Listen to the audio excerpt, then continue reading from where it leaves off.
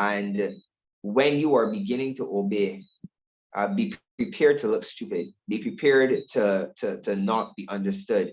Be prepared for so many people to question if you got any kind of sense, because people don't understand obedience unless it aligns with the blueprint that they have.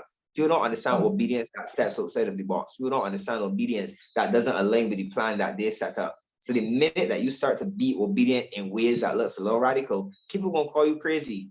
Everybody, there were lots of people that thought we were crazy for getting money. Yeah, there were lots of people who thought that we were crazy. There were lots of people who didn't understand what we were doing. There were lots of people who thought that we was just out here, so we just trying to get married, but it wasn't that. It really, honestly, at every step was that we are really believing that God has said this. And the only faith isn't faith if you don't put your weight on it. Like faith ain't faith if you don't actually step out the boat.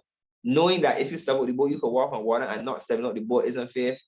It's only faith when you actually put your foot on the boat. So you got to actually put your foot on the boat. It matters sense talking about the wonderful water and the power of God and his ability to help you to walk on water and how he's done it before. And so many others have done it. And if you just would step out, he would do it in your life too. And you pray that and don't step out the boat. That's not faith. You have to actually be prepared to step out the boat.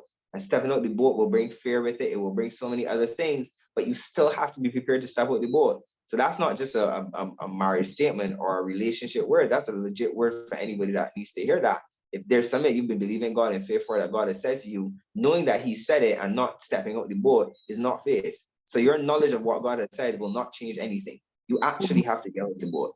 You actually have to do it. You really do actually have to do it. So I would encourage everyone to do it. Do it scared, do it afraid, do it looking crazy, do it with your feet shaking, do it with your knees knocking, do it with your head shaking, but do it. You really gotta do it. It's really the only way that we'll really see. I believe you'll see the power of God on the other side of us stepping out the boat. But we won't see the power of God on the boat. That time, I think that ship has sailed.